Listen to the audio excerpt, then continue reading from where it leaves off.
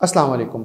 پچھلی 2 ایپیسوڈز میں ہم یہ بتا چکے ہیں کہ پاکستان کے معاشی حالات بہت مشکل ہیں اور پچھلے 75 سالوں میں ہم یہاں کون کون سی غلطیاں کر کے یہاں تک پہنچے ہیں، یہ ہم نے پہلی ایپیسوڈ میں بتایا تھا۔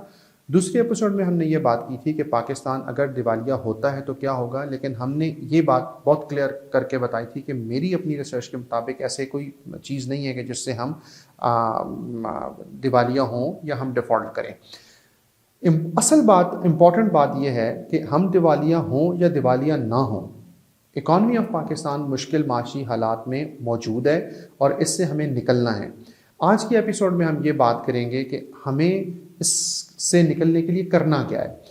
مجھ سے اکثر یہ سوال پوچھا جاتا ہے کہ کوئی ایک چیز ایسی بتا دیں کہ جس سے اکانومی آف پاکستان ٹھیک ہو جائے، تو میں ہمیشہ یہ جواب دیتا ہوں کہ ایک چیز تو یہ ہے کہ اس ایک چیز سے باہر نکل آئیں کہ پاکستانی معیشت میں حالات اب ایسے ہو گئے ہیں کہ اب یہ ایک چیز سے ٹھیک نہیں ہوگی۔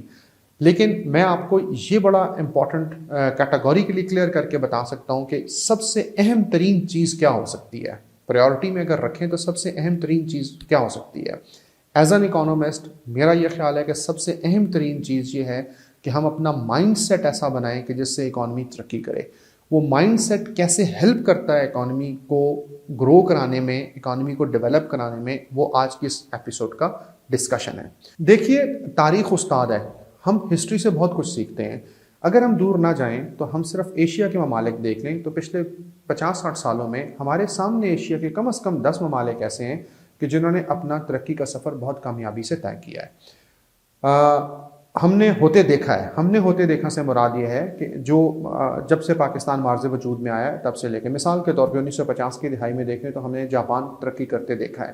1960 کی دہائی میں آ جائیں تو ساؤتھ کوریا، ہانگ کانگ اور سنگاپور نے ترقی کی ہے۔ 1970 کی دہائی میں آ جائیں، انڈونیشیا، ملیشیا، تھائی لینڈ آپ کو ترقی کرتے ہوئے ملیں گے۔ 1980 کی دہائی میں پوری دنیا کو چائنا نے ایک دفعہ حیران کر دیا ہے، اور 1990 کی دہائی میں انڈیا ہم نے اپنے سامنے آنکھوں کے سامنے گرو ہوتے دیکھا ہے۔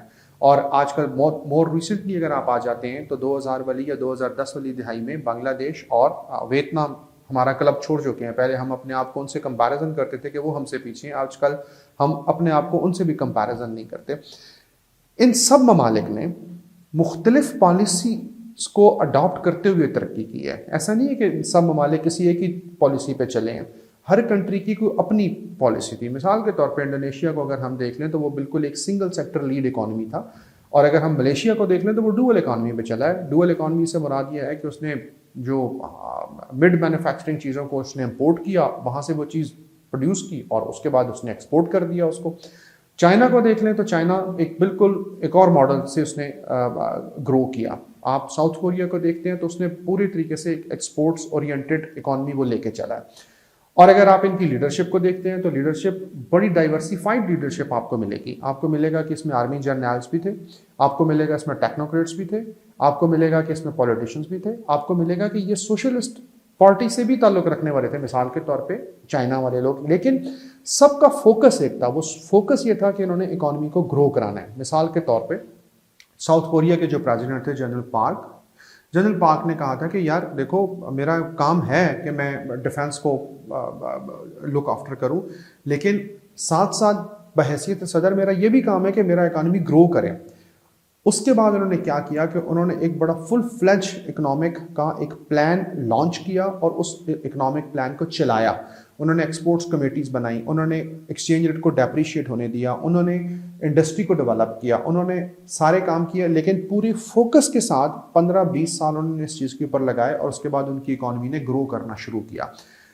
آپ جو سوشلسٹ پارٹی کے جو لیڈر تھے ڈینگ جاؤ پنگ، ان کو اگر آپ دیکھیں چائنا میں، تو انہوں نے کہا تھا کہ اس سے پہلے جو وہاں پہ میگزم چلتا تھا، مقولہ تھا، وہ یہ تھا کہ یار کہ ہمیں غریب سوشلزم بہت اچھا ہے بحیثیت بمقابلہ امیر کیپٹلزم کے، لیکن ڈینگ جاؤ پنگ کہا کرتے تھے کہ دا رچ از گلوریس، کہ جو امیر ہوتا ہے وہ ذرا اچھا ہوتا ہے۔ تو انہوں نے بالکل ایک اور طرح کی پالیسی چلائی، اور انہوں نے مارکیٹس کو اوپن کیا، اور اوپن کرتے کرتے وہ آج کہاں پہ کھڑے ہیں۔ منموہن سنگھ آپ کو یاد ہوں گے، پڑھے لکھے آدمی تھے، ٹیکنوکریٹ سے، اور انہوں نے پارلیمنٹ میں کھڑے ہو کے کہا تھا کہ ہم دنیا دیکھ لے کہ ہم جاگ گئے ہیں، ہم پریویل کریں گے ہم لوگوں کو دکھائیں گے کہ ہم کامیاب ہو رہے ہیں، ہم کامیاب ہوں گے. اور اس کے بعد انہوں نے پورے انڈیا میں سے ایک لائسنس راج ختم کیا، اور لائسنس راج ختم کرنے کے بعد انہوں نے پرائیویٹ سیکٹر کو انوالو کیا، پرائیویٹ سیکٹر نے ان کی اکانومی کو اٹھا دیا. یعنی کہ میں نے آپ کو جو نام لیے یا میں نے آپ کو جو پالیسیز بتائیں، یہ ساری ایک دوسرے سے مختلف نیچر کے لیڈر تھے، مختلف نیچر کی پالیسیز تھیں. لٹریچر بھرا پڑا ہے، کتابیں دیکھ سکتے ہیں، گوگل کر سکتے ہیں. یہ سارے الگ الگ لوگ تھے، لیکن ان سب میں سے جو ایک کامن چیز تھی، وہ کامن چیز یہ تھی کہ انہوں نے پالیسی کو پرسو کیا، اور پالیسی کو پرسو کرتے کرتے انہوں نے پورے طریقے سے ایک پوری دنیا کو، پورے اپنے اپنے ملکوں کو چلایا، پورے ایک فوکس کے ساتھ، ایک مائنڈ سیٹ کے ساتھ. اب ذرا پاکستان کو دیکھ لیں، آپ شارٹ ٹرم میں دیکھ لیں یا آپ لانگ ٹرم میں دیکھ لیں، آپ کو لگے گا کہ یار ہم نے کبھی اکانومی پہ فوکس ہی نہیں کیا. مثال کے طور پہ 1950 میں ہم اپنے آپ کو ایگریکلچرس اکانومی کہتے تھے. ہم کہتے تھے کہ ایگریکلچر ہمارا بیک بون ہے اور ایگریکلچر ہمیں گرو کرائے گا. 1960 میں ہم انڈسٹریلائزیشن پہ چلے گئے، 1970 والی دہائی میں ہم نیشنلائزیشن پہ چلے گئے، 1980 والی دہائی میں ہم لبرلائزیشن پہ چلے گئے، 1990 میں ہمیں خیال آیا کہ ہمارے پاس انفراسٹرکچر نہیں ہے، ہمیں موٹر ویز بنانے چاہیے. 2000 میں ہمیں خیال آیا کہ ہمارے پاس جو وہ ہاؤسنگ سوسائٹیز ہیں اور جو کنسٹرکشن سیکٹر ہے اسے گرو کرنا چاہیے. 2010 میں ہمیں خیال آیا کہ ہمیں میٹروز بنانی چاہیے. پالیسیز غلط نہیں ہیں ساری، اپنی اپنی جگہ پہ ساری پالیسیز ٹھیک ہوں گی، لیکن بات یہ ہے کہ focus of the economy was the different. The focus یہ نہیں تھا کہ ہم نے ملک کو بنانا ہے یا ملک کو چلانا ہے. فوکس یہ تھا کہ شاید کہ تھوڑے دنوں کے بعد، یہ جو تھوڑے دنوں سے مراد یہ ہے کہ 8 10 سال کے بعد اگر آپ پالیسی چینج کرتے ہیں تو آپ کی اکانومی نہیں بنا کرتی ہے. شارٹ ٹرم میں آ جائیں آپ، جو پچھلی گورنمنٹ تھی پی ٹی آئی کی، عمران خان صاحب کی، تو وہ ایک نیریٹو پہ آئے تھے کہ جو نون لیگ کی گورنمنٹ تھی، جو اسحاق ڈار کی گورنمنٹ ہے، انہوں نے اکانومی کو مصنوعی طریقوں سے چلایا. مصنوعی طریقوں کی ایک مثال وہ یہ دیا کرتے تھے کہ مثال کے طور پہ کہ ایکسچینج ریٹ جو 100 روپے کا ہے یا 100 روپے کا ڈالر مل رہا ہے، جو 104 روپے کا ڈالر مل رہا ہے اس وقت، تو یہ مصنوعی طریقے سے تھا. مصنوعی طریقے سے یہ تھا کہ اسٹیٹ بینک اس کو انٹروین کر کے مصنوعی طریقے سے وہ 104 پہ یا 103 پہ مسلسل رکھا تھا. اور اگر ہم اس کو مارکیٹ پہ چھوڑ دیں تو یہ ڈیپریشیٹ ہوگا، 150 روپے کا 160 روپے کا ہو جائے گا. اس پہ پھر کبھی تفصیل پہ بات کی جائے گی، یہ سارا میکانزم کیا ہوتا ہے. تو عمران خان صاحب کی گورنمنٹ نے یہ کیا کہ اس کو مارکیٹ پہ چھوڑ دیا. میں بہت خوش تھا کیونکہ یہ میرے دل کے بڑے قریب ہے کہ ایکسچینج ریٹ کو مارکیٹ پہ ہی ڈٹرمن ہونا چاہیے. لیکن کچھ دنوں کے بعد جب 2-3 مہینوں میں آپ کا جو ایکسچینج ریٹ ہے وہ ڈیپریشیٹ ہونا شروع ہوا تو حکومت کے ہاتھ پاؤں پھول گئے. انہوں نے پھر وہی کام کرنا شروع کر دیا جو اس سے پہلے اسحاق ڈار صاحب کرتے چلے آئے تھے یا پچھلی گورنمنٹ کرتی چلی آئی تھی. یعنی کہ مارکیٹ میں اسٹیٹ بینک نے انٹروین کرنا شروع کیا، اور اس کے بعد کیا ہوا کہ وہ پھر آپ نے فارن ایکسچینج ریزروز بھی ضائع کیے اور ایکسچینج ریٹ بھی وہیں کا وہیں کھڑا ہو گیا.